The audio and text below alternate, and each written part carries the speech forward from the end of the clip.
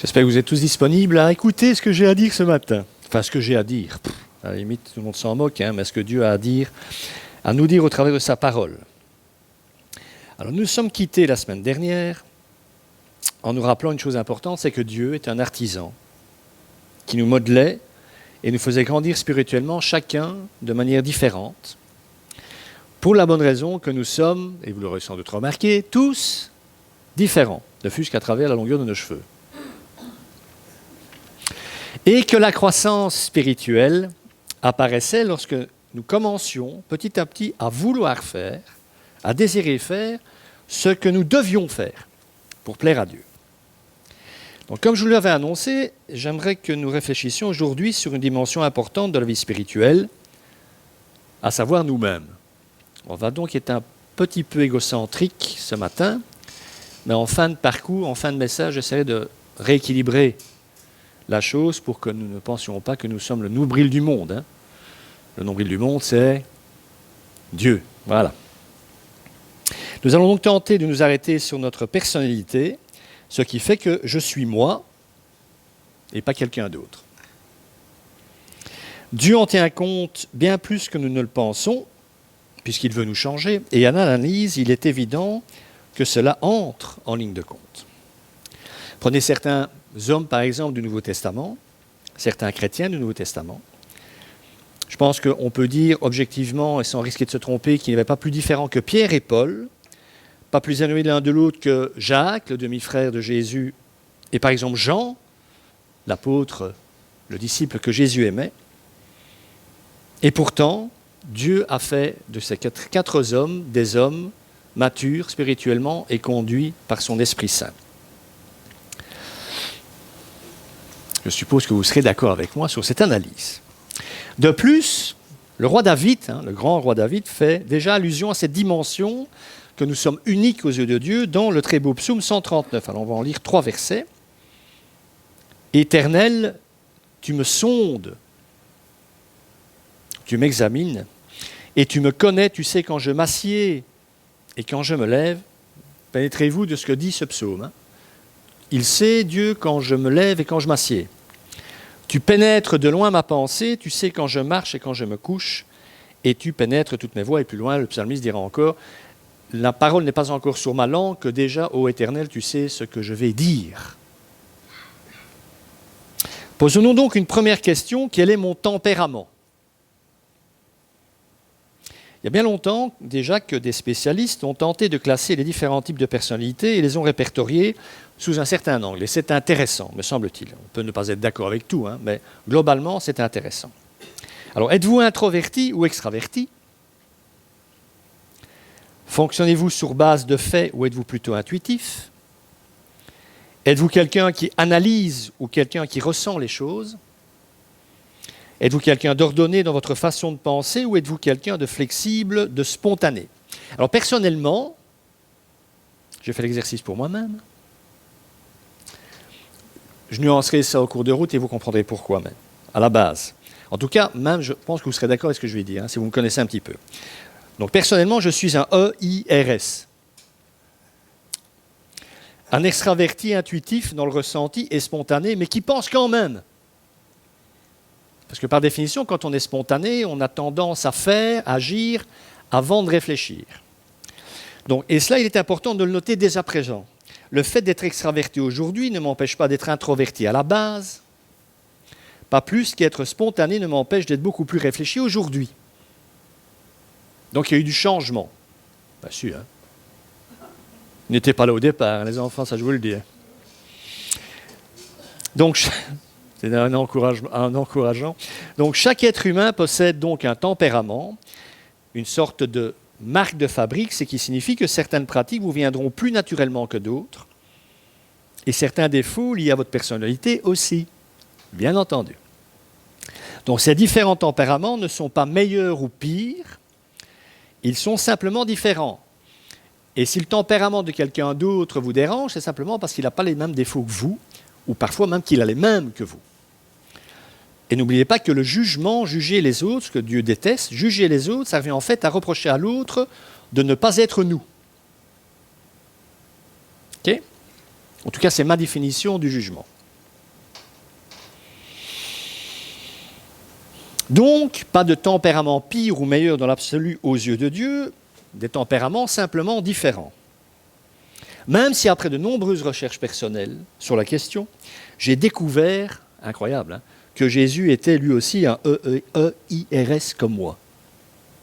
Vous vous rendez compte? Je plaisante, bien entendu.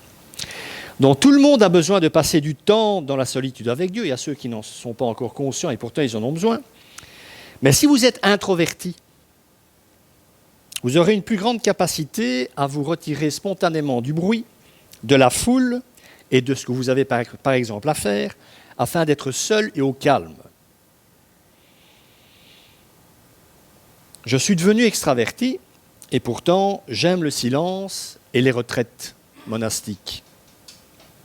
On se tait totalement, même quand on mange. Ça, c'est peut-être mieux, parce que comme ça, on ne parle pas la bouche pleine, parce que ça, c'est pas bien. Comme ça. Ce qui signifie que même si ce trait de caractère ne fait pas partie à la base de mon ADN, de mon outillage, Dieu peut l'installer en cours de route, parce que tout simplement, il sait que le silence est nécessaire à la croissance spirituelle et des temps de retraite où on se déconnecte totalement de tout ce qui n'est pas Dieu aussi. Je rappellerai quand même que Jésus avait des journées à la louche de 20 heures, au moins, il dormait peut-être 4-5 heures par nuit. Quand vous lisez entre autres l'évangile de Marc qui est fort sur la temporalité, ça n'empêchait pas, après 3 heures de sommeil ou 4 heures de sommeil, avant que le soleil ne se lève, de se lever sans faire de bruit et de se retirer, nous dit Marc entre autres, dans un lieu désert pour y prier. Même Jésus, il s'isolait dans le silence. Et nous n'aurions pas besoin de ça? Étrange, Une chose importante, c'est que les circonstances de notre vie ne collaborent jamais entre elles pour produire, par exemple, une journée sans activité ou événement. Si vous voulez passer une journée seule avec Dieu, il va falloir l'organiser. Il va falloir décider de le faire, il va falloir le mettre dans votre agenda. Vous allez donc devoir vouloir bloquer du temps pour Dieu. Nous aurons donc toujours à choisir ce qui va nous faire grandir. Ce que je viens de dire vous paraît, concernant le silence, par exemple, vous paraît peut-être totalement fou, et rien que l'idée de vous retrouver un seul jour dans le silence et la solitude, vous êtes totalement insupportable. Alors commencez par essayer 1 heure, ou une demi-heure. Et n'oubliez pas que tout ça ne concerne pas le temps que vous prenez, mais l'Esprit Saint. Donc la liberté, rappelez-vous, là où l'Esprit du Seigneur, là aussi est la liberté. Si vous êtes un introverti et que vous aimez la solitude, cela ne signifie pas pour autant que vous êtes plus spirituel que votre épouse extravertie, pour qui, par exemple, le contact avec les gens est plus simple et plus facile que vos contacts à vous. Ne commencez pas parce que vous passez beaucoup de temps dans le silence avec Dieu à dire que votre épouse ou vos amis sont en dessous de tout et qu'ils sont loin de Dieu, etc., etc., etc. Donc ne tombez pas dans le jugement. Ils sont simplement différents de vous.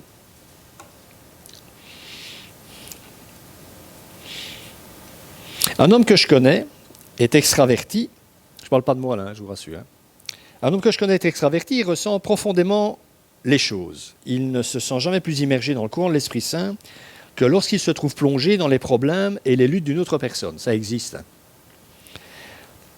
Alors, et de manière très ironique peut-être, c'est dans ces moments-là où il essaie d'aider les gens qu'il guérit son âme en même temps. Il ressent donc le besoin de planifier ce genre de rencontres quasi toutes les semaines.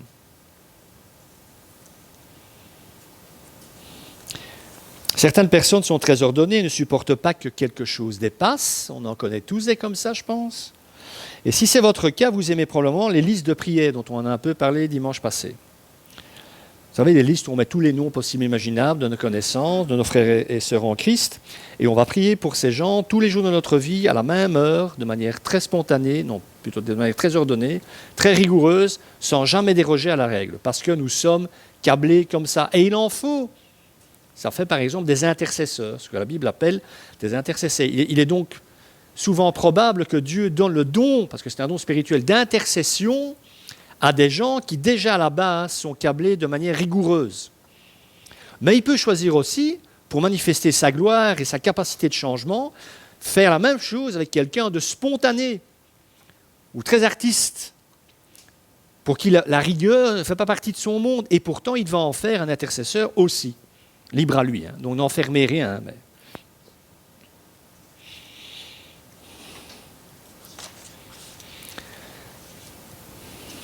Donc ce qui est important de comprendre, c'est que, par exemple, si vous tentez de tenir des listes de prières, on va être pratique, hein, et que vous avez échoué à le faire, ça ne veut pas dire que vous n'aimez pas Dieu. Parce que malheureusement, on est tellement tordus, et l'ennemi de nos âmes aime tellement nous susurrer ça dans nos oreilles que nous sommes nuls et en dessous de tout, et que quand nous échouons dans ce genre de pratique, c'est que nous n'aimons pas véritablement Dieu. Ce n'est pas que vous n'aimez pas Dieu si vous échouez à tenir vos listes de prières. C'est que vous n'êtes tout simplement pas un faiseur de listes. Ce n'est pas votre chemin. Voilà. C'est un autre chemin que vous devrez suivre pour prendre soin de vos frères et sœurs et pour prier pour eux, mais ce n'est pas celui-là. Dieu désire vous remplir de sa vie. Mais vous ne pourrez pas être rempli si vous vous engagez dans des activités qui vous vident et qui vous épuisent parce qu'elles ne vous correspondent pas du tout.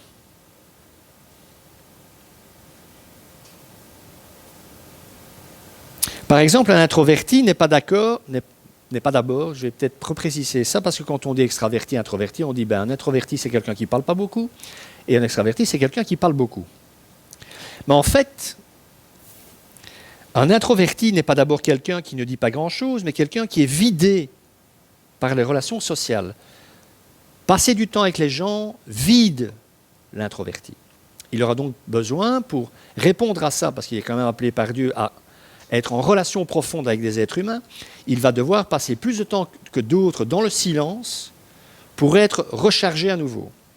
Un extraverti, par contre, n'est pas d'abord quelqu'un qui parle beaucoup, mais quelqu'un qui recharge ses batteries au travers des relations sociales. Lui, les gens l'énergisent. Ça le remplit, les gens. Comprenez? Donc, on peut être un peu taiseux, extraverti, et très volubile, et introverti.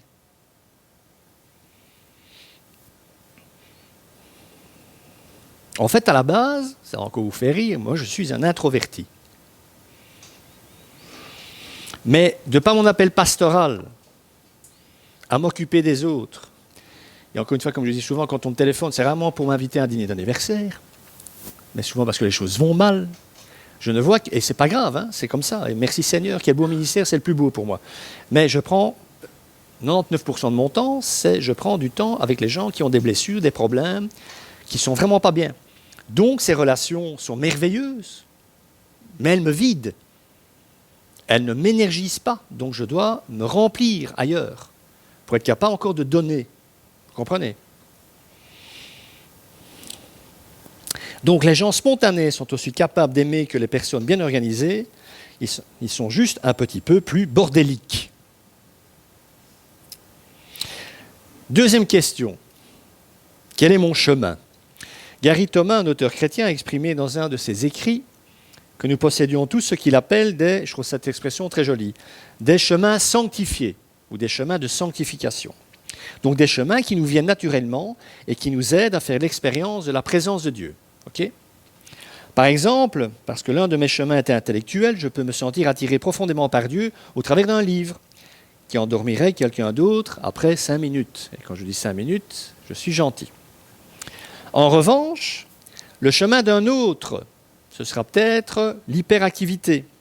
Et cette personne sera intensément consciente de la présence de Dieu au travers d'un projet qui donnera à quelqu'un d'autre l'envie de s'enfuir en courant.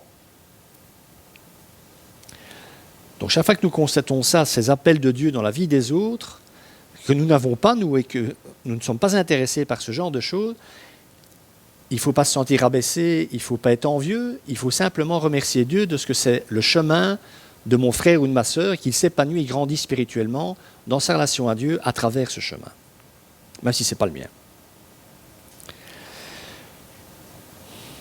Alors nous reconnaîtrons quels sont nos chemins, parce que c'est important de commencer à comprendre quels sont nos chemins, lorsque nous nous rendrons compte que nous changeons en les empruntant. Il y a des types de pratiques qui nous poussent au changement, ou parce que nous prendrons des décisions clés lorsque nous serons engagés dans une activité particulière. vais prendre un exemple bateau. Hein. Certaines personnes se connectent mieux à Dieu à travers la nature. Alors moi j'adore ça, me promener, mais je ne me connecte pas spécialement plus à Dieu parce que je regarde un arbre en fleurs. Quoi. Si ça me permet de redécouvrir et de réapprofondir mon côté contemplatif, ça me reconnecte à la notion de beau, de beauté simplement, que Dieu met dans la nature parce qu'on peut s'habituer. Hein. Oh, t'as vu la belle fleur? Ouais, ben c'est une fleur, quoi. Non, mais vraiment, hein.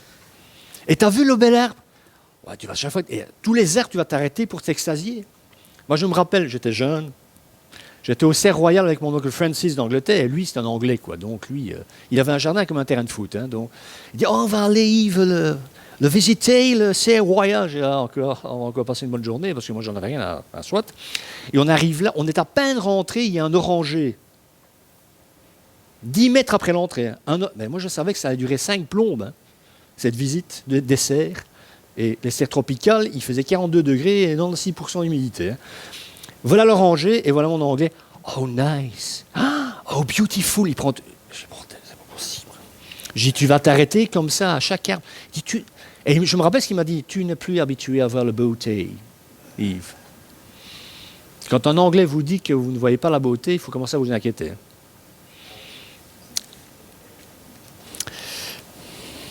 Donc, certains d'entre nous se connectent mieux à Dieu à travers la nature. Les intellectuels, ça existe, sentent leur cœur se remplir de l'Esprit de Dieu lorsque leur esprit est sollicité par des pensées profondes. Il faut une boussole pour comprendre ce que le gars a voulu écrire. J'ai fait cette expérience en réunion avec la fraternité des veilleurs. On devait partager des livres qui nous avaient un peu bousculés et changés, etc. J'en avais plusieurs à soumettre à mes frères et sœurs veilleurs. Et je dis, voilà, je vous cite un passage d'un de ces livres. C'est une des plus belles choses que j'ai écrites sur la souffrance de Dieu, que j'ai lu, pardon. Et je lis ce passage, et ils me regardent tous.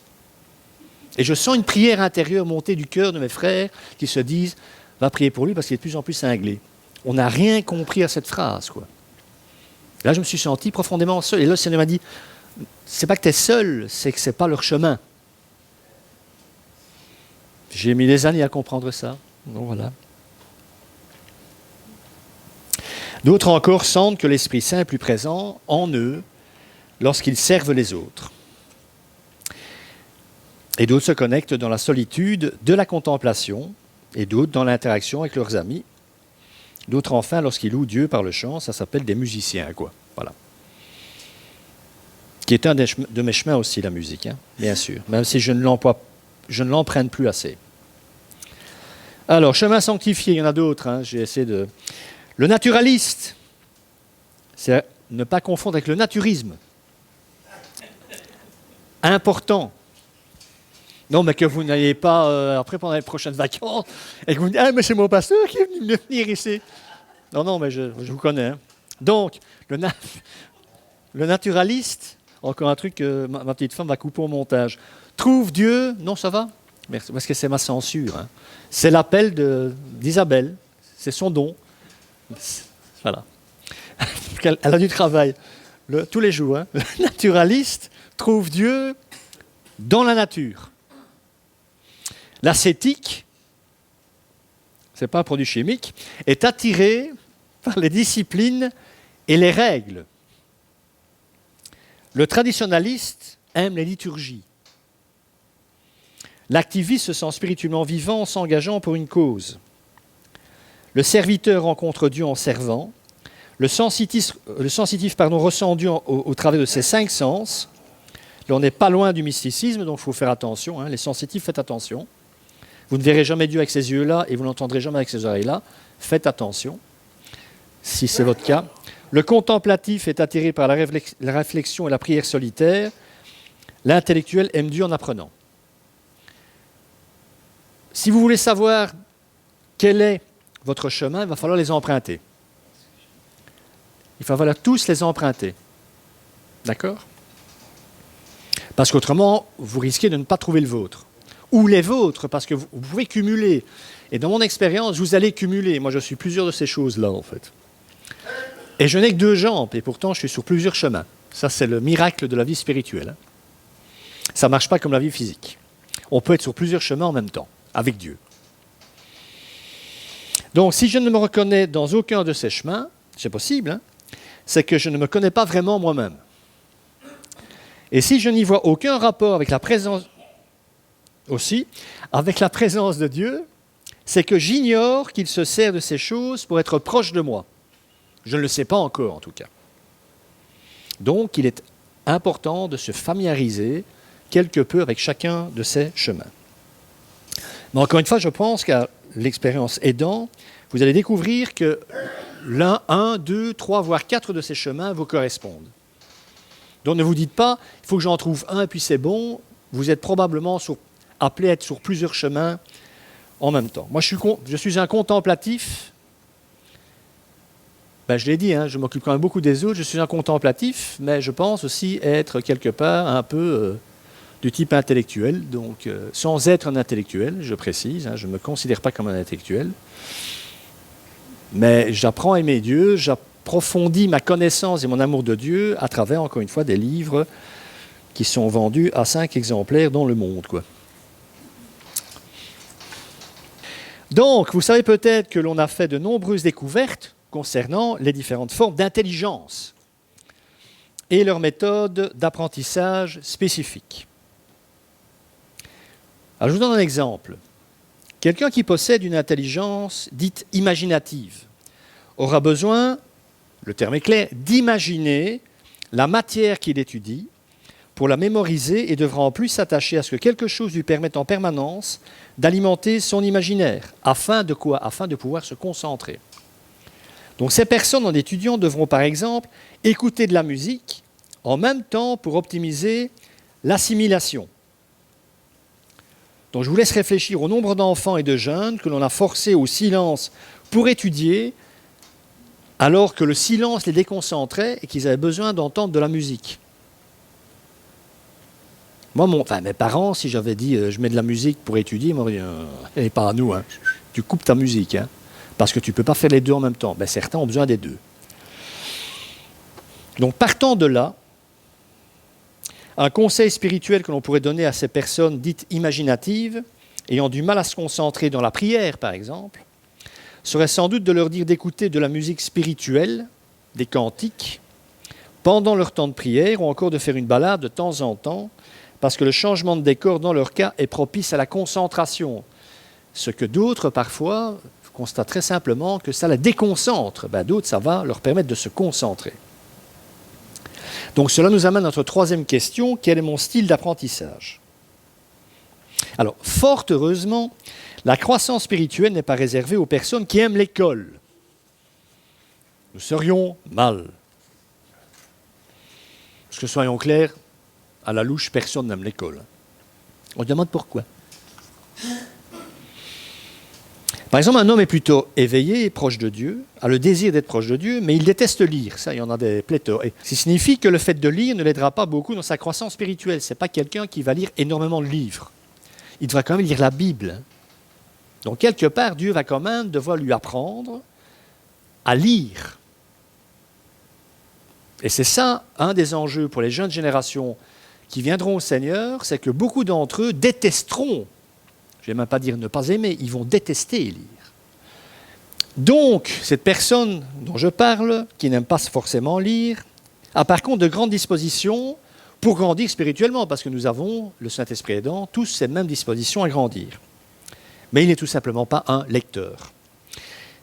Et souvent, j'ai remarqué que ces personnes apprennent beaucoup en écoutant. Il apprend des échanges et des conversations, il apprend en écoutant des messages. Et certains peuvent encore, d'ailleurs, me citer ce que j'ai dit il y a des années.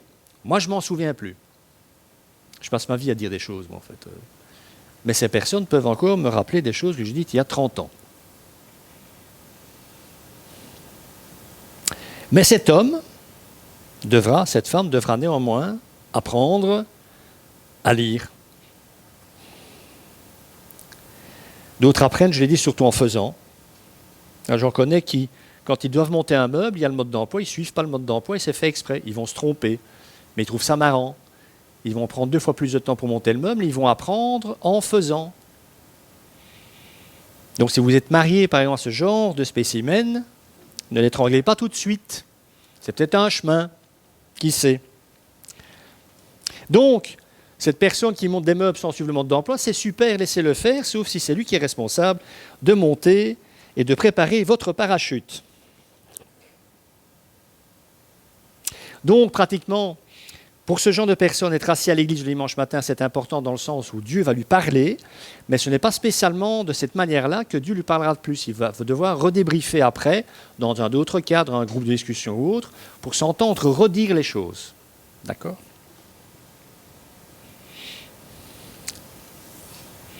Au sein d'un couple, par exemple, vous pouvez avoir une femme qui grandit profondément dans sa vie spirituelle lorsqu'elle est en contact avec des informations enveloppées dans une approche artistique et émotionnelle ou en rapport avec des personnes. Alors que dans le même temps, le mari ressentira une émotion approximativement tous les 10 ans.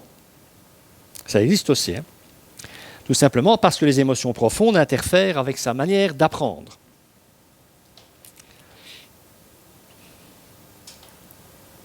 Nous avons donc tous une façon naturelle d'apprendre. Donc si quelqu'un lit la Bible plus que vous, cela ne veut pas nécessairement dire qu'il ou qu'elle aime Dieu plus que vous.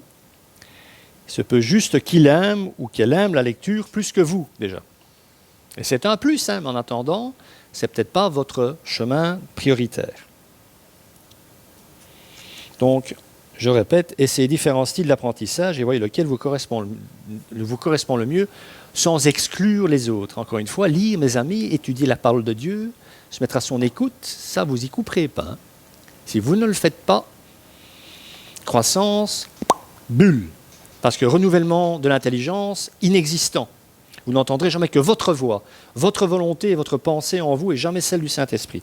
Parce qu'encore une fois, le Saint-Esprit, c'est un potier, il a besoin de matière pour façonner votre être intérieur créé en Christ. S'il n'a pas cette matière qui est la parole de Dieu, il ne sait rien façonner du tout. Il a besoin que l'on lui donne des informations nouvelles, à savoir des informations révélées dans la vérité qui est la parole de Dieu. Il fallait que je le replace encore une fois, bien entendu. Donc, ne pas lire du tout n'est pas un style d'apprentissage, mais bien le signe qu'il n'y a pas d'apprentissage du tout. Et on passe, quelle transition, au style d'apprentissage. Voilà. Alors, il y a l'auditif. Ça ne va pas vous surprendre, qui apprend mieux par l'écoute. Il y a le tactile. Alors ça fait peur, mais c'est simplement quelqu'un qui apprend mieux en faisant. Il y a l'oral, qui apprend mieux en échangeant. Le social, il apprend mieux en groupe. Le logique, il apprend mieux dans un processus linéaire. Et l'imaginatif, il apprend mieux par les arts, les histoires et les images. Donc, expérience, c'est fou, comme beaucoup d'entre vous retiennent beaucoup plus de concepts théologiques et bibliques quand je les image. Je développe pendant 3 heures. J'en ai une image de... Mais c'est pas méchamment que j'ai ça, mais c'est bien. J'en ai une image de style première primaire, j'ai tout compris. Amen. Donc repassez ça, etc. 4e question. Ça c'est trayé. Quel est mon péché signature? Ah oui, oui. Parce que vous êtes unique, et uniquement vous, sauf si vous êtes, comment on appelle ça encore en psychiatrie?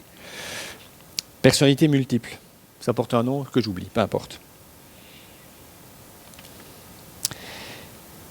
Comme vous êtes unique, vous vous battez également avec une gamme unique de tentations, et par définition de péché. Personne ne pêche exactement comme vous. Je dis bien exactement. Nous sommes tous soumis plus ou moins aux mêmes tentations, mais on n'y répond pas tous de la même manière et on ne tombe pas tous dans les mêmes panneaux. En fait, les péchés qui vous posent le plus de problèmes sont en fait profondément en relation avec vos plus grands dons et vos plus grands centres d'intérêt. Ils sont liés profondément à votre personnalité. Alors, je vais donner quelques exemples pour éclairer ma pensée. Par exemple, ceux qui sont des leaders nés, ça existe.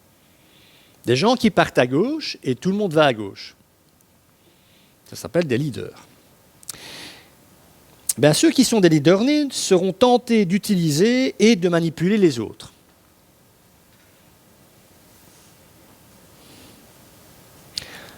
Rappelez-vous cette scène, elle est terrible cette scène, elle nous fait rire, c'est risible, mais en même temps elle est dramatique. Jésus annonce pour la 3e fois à ses disciples qu'il va mourir.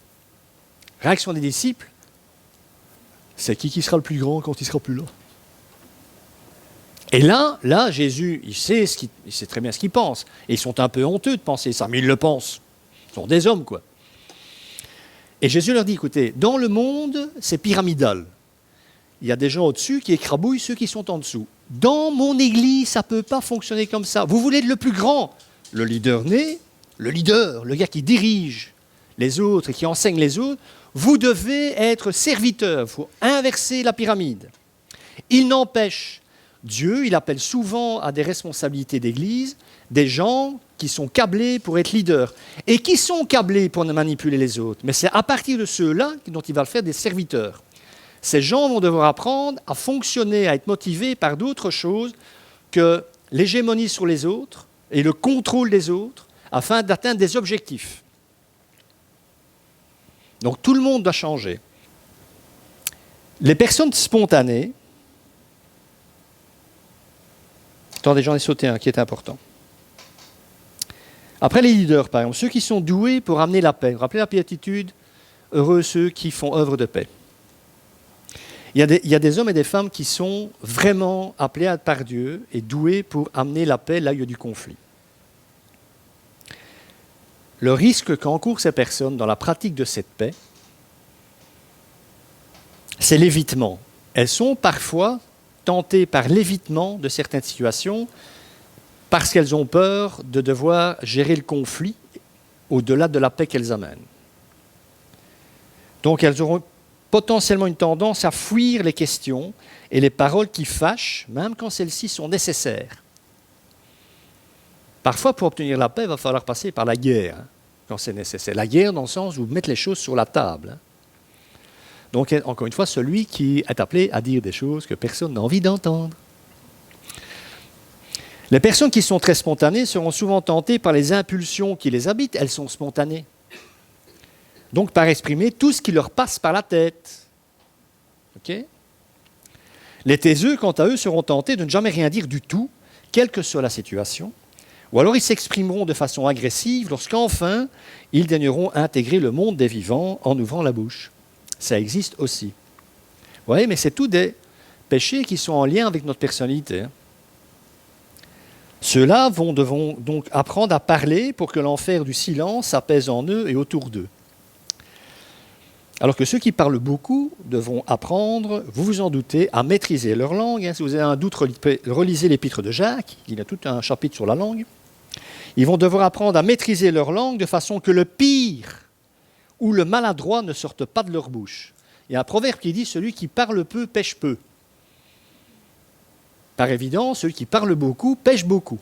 Donc taisez-vous parfois si vous êtes un extraverti, quelqu'un qui parle beaucoup, et vous éviterez de pécher. Moi, ça m'arrive de sortir des bêtises. Et après, je regrette.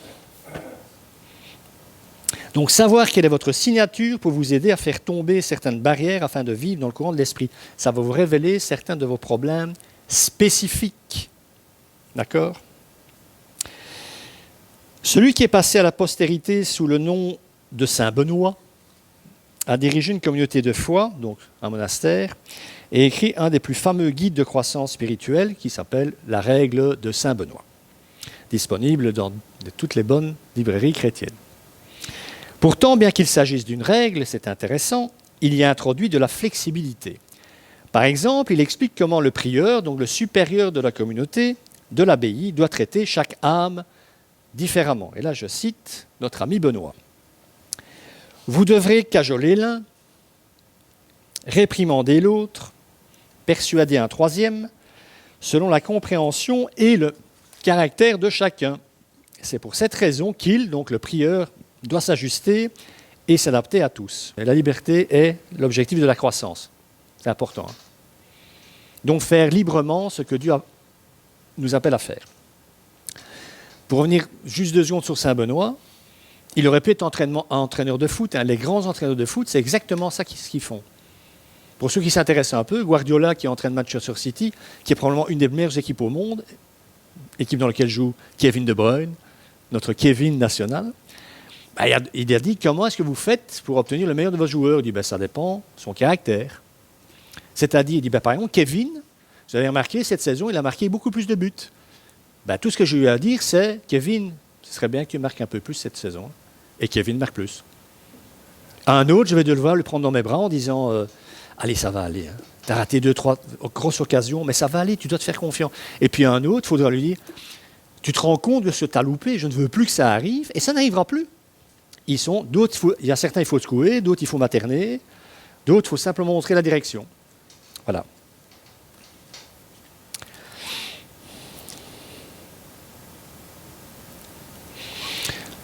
Quand on parle de liberté, et Paul avait déjà bien envisagé la problématique, il faut faire très attention de ne pas confondre liberté et auto-indulgence.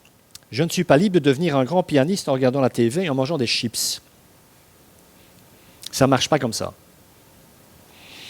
Galates 5,13, notre ami Paul, frères et sœurs, parce que c'était déjà le danger. Hein.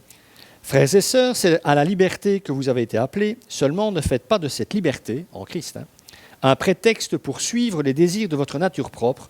Au contraire, soyez par amour serviteurs les uns des autres. Je ne peux pas grandir dans l'esprit si, comme Paul le dit, je fais de la liberté que m'offre l'Esprit Saint un prétexte pour vivre selon les désirs de mon ancienne nature, de ma propre nature, de faire ce que je veux. Et Paul dit ça dans un contexte où les églises de Galatie, Turquie actuelle, sont attaquées par des juifs qui veulent ramener les chrétiens, des chrétiens juifs, qui veulent ramener des chrétiens d'origine païenne à la soumission totale à la loi de Moïse. Faites-vous circoncire, faites les fêtes, gna gna gna. Toute chose que, après la résurrection de Jésus, est terminée. La liberté chrétienne. Donc, lorsque je suis conscient de mes péchés mignons, je suis gentil en disant ça comme ça, je suis forcément moins vulnérable à leur action. Je sais au moins où est mon ennemi. Alors, un bête exemple, demandez aux soldats qui sont rentrés d'Afghanistan ce qui est vraiment important là-bas. Ils vous diront tous, savoir où se trouvent les mines, c'est la première exigence si on veut revenir en un morceau. C'est le premier truc qu'on leur apprenait. Détecter les mines. Cinquième et dernière question. Importante aussi celle-là. Dans quelle saison de ma vie est-ce que je me trouve ? Parce que la façon dont vous grandissez dépend toujours de la saison spirituelle dans laquelle vous vous trouvez. Alors, vous savez comme moi que les jeunes arbres ou les jeunes plantes ont besoin d'un tuteur pour pousser droit. On en a ici derrière. Il y a un tuteur ? Je ne sais plus, peu importe. Tuteur, vous voyez, c'est ce qu'on met quand la plante est très jeune ou l'arbre pour qu'il pousse droit. Et une fois que la rectitude est partie, vous pouvez enlever le tuteur, il ne bougera plus. Mais au début, il faut lui mettre un tuteur. C'est une belle image de la vie spirituelle. Je pense qu'au début, nous avons tous besoin d'un tuteur. Autrement dit, d'une aide extérieure. Je vais le dire comme ça, en plus du Saint-Esprit. Pour grandir et pour grandir droit, pour nous montrer le chemin. Parce qu'on ne sait encore rien de la parole de Dieu, parce qu'on ne sait encore rien de la vie spirituelle, on ne sait rien des écueils qui nous attendent, on ne sait strictement rien, en tout cas en quoi consiste véritablement la vie de prière. Dans beaucoup d'églises, lis ta Bible et prie. Ah, avec ça, on va loin. Quoi. Comment je prie, dans quel cadre, si ça ne marche pas, enfin, etc. Donc il y a beaucoup de données, de nourriture à donner pour que le chrétien ou la chrétienne puisse grandir. Il faut des tuteurs au départ, des gens qui entourent et qui canalisent, qui disent le chemin, parce qu'eux le connaissent déjà. Ça s'appelle des vieux, en fait, dans la vie chrétienne. Mais nous savons aussi que l'encadrement placé en début de vie peut en fait très vite empêcher la croissance des plantes s'il n'est pas retiré. C'est la même chose dans la vie spirituelle. Si à un moment on ne laisse pas les gens aller avec l'esprit, parce qu'ils ont une certaine maturité, pour faire leur expérience avec Dieu, le risque est là aussi un autre type de risque. C'est que la personne reste toute sa vie dépendante de quelqu'un d'autre, de autre chose que l'Esprit Saint lui-même.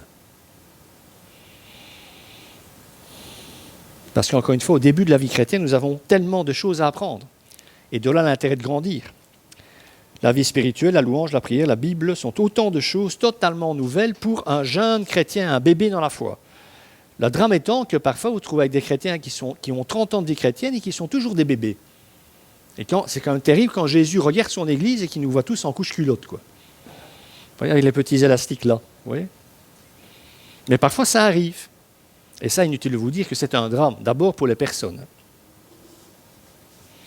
Donc, savoir où vous en êtes. En gros, il y a, je pense, 3 grandes périodes dans la vie spirituelle. La découverte, l'émerveillement au début de votre conversion. « Oh, mais c'est merveilleux !» On s'extasie sur un pissenlit. « Oh, que c'est beau un pissenlit !» Voilà.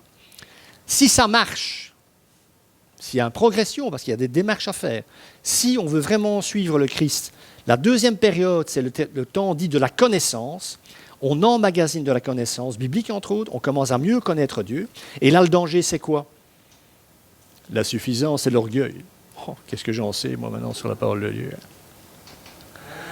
Lui, il ne sait même pas. Il ne sait même pas trouver ce livre dans la Bible sans regarder devant le numéro de page.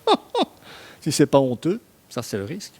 Et la troisième période, c'est la période de la maturité. Vous désespérez de vous-même et vous savez que vous ne savez rien. Voilà, ça vous encourage à arriver au 3e niveau. Mais c'est pourtant comme ça.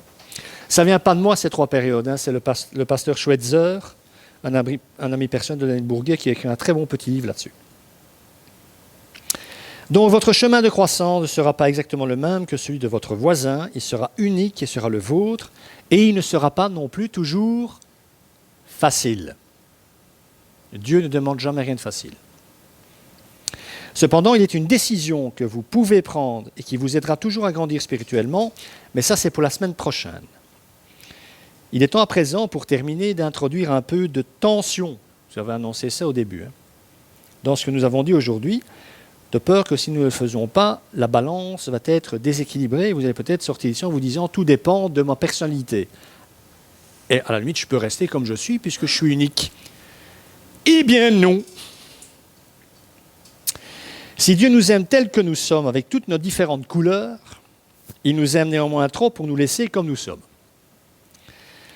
Il ne s'agit donc pas de nous réjouir d'être introvertis ou extravertis, bordéliques ou ordonnés, mais bien de ce que Dieu fait partie de notre vie et qu'il veut nous changer.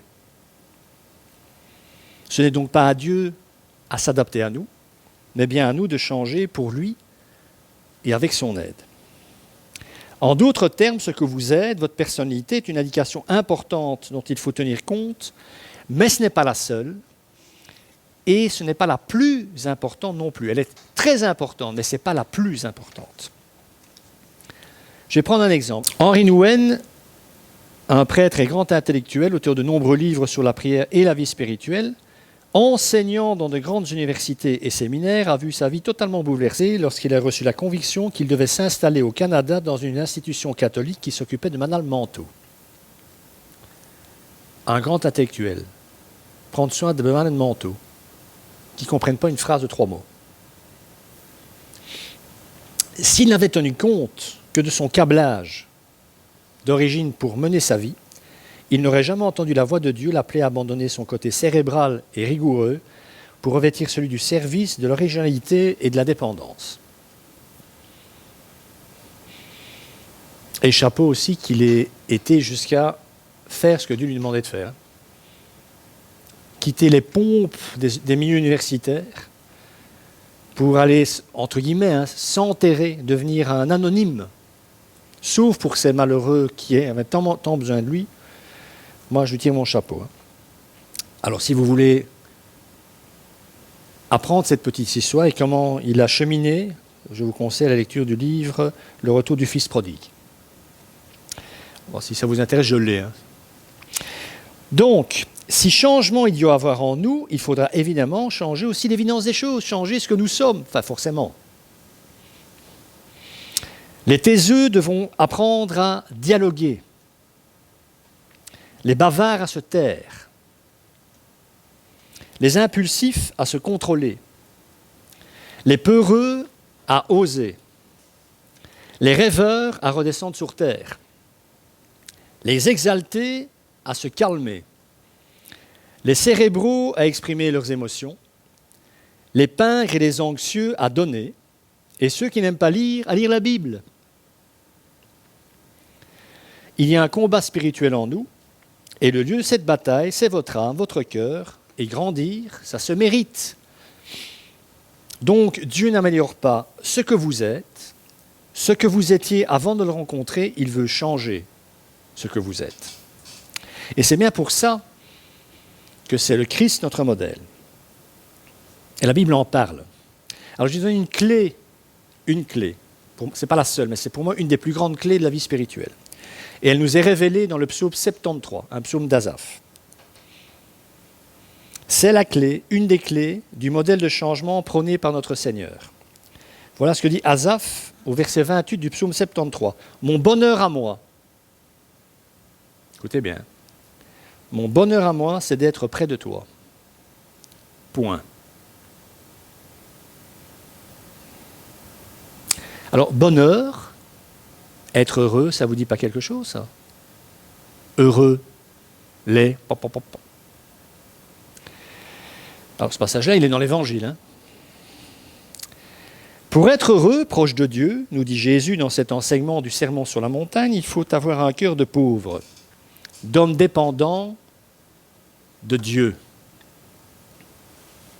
Pour être heureux, proche de Dieu, il faut être doux. Pourquoi ? Parce que Dieu l'est. Pour être heureux, proche de Dieu, il ne faut pas craindre de pleurer, de montrer ses larmes, car Dieu pleure aussi. Pour être heureux, proche de Dieu, il faut être un affamé, un assoiffé de justice, parce que Dieu aime la justice. Pour être heureux, proche de Dieu, il faut savoir pardonner, parce que c'est dans la nature de Dieu. Pour être heureux, proche de Dieu, il faut consacrer sa vie à garder son cœur pur de tout péché volontaire et de toute bonne œuvre où se cacherait l'orgueil. Pour être heureux proche de Dieu, il faut aimer la paix et l'offrir aux autres. Pour être heureux proche de Dieu, il faut être prêt à souffrir l'injustice par souci de justice. Êtes-vous heureux de ce bonheur-là? Désirez-vous ce bonheur-là et rien que celui-là? Alors, la réponse à la première question, êtes-vous heureux de ce bonheur-là? Je vais m'avancer un petit peu. Je pense que pour la plupart d'entre nous, la réponse est non. Mais c'est en fait la réponse à la seconde question qui compte. Désirez-vous ce bonheur-là et rien que celui-là? Parce que si ce n'est pas le cas, si ce n'est pas de ce bonheur-là que nous voulons être heureux, nous ne changerons jamais. Je suis catégorique en disant ça, mais je vous assure que c'est vrai. Nous ne changerons jamais. Simplement parce qu'on ne sera pas sur le chemin. Alors, être humble, être doux, être sensible aux autres, aimer la justice, aimer le coupable et l'accueillir, être pur et aimer cela, aimer la paix et l'offrir en partage, être la victime de l'injustice afin que la justice triomphe. Un homme comme celui-là, dit Jésus, le royaume de Dieu l'attend et il aura la terre en partage. Le royaume est pour lui. Il sera consolé tous les jours de sa vie. Il verra le soleil de justice se lever. On le pardonnera avec empressement. Il verra Dieu. Il sera appelé son fils et le royaume de Dieu lui appartiendra. Le verbe grec épistrophé, convertir, ne signifie-t-il pas, d'ailleurs, faire demi-tour, opérer un renversement à 180 degrés, se retourner, se détourner pour aller vers Dieu et donc laisser derrière soi celui ou celle que nous étions. Ce n'est donc pas vous le modèle à peindre dans votre cœur, aussi beau paraît-il être, c'est Jésus que le Saint-Esprit veut peindre dans notre cœur, afin que nous devenions enfin la nouvelle version de nous-mêmes. C'est ça l'objectif de la vie spirituelle et de la présence de l'Esprit en nous. Que le Seigneur bénisse sa parole et qu'il vous bénisse. Amen.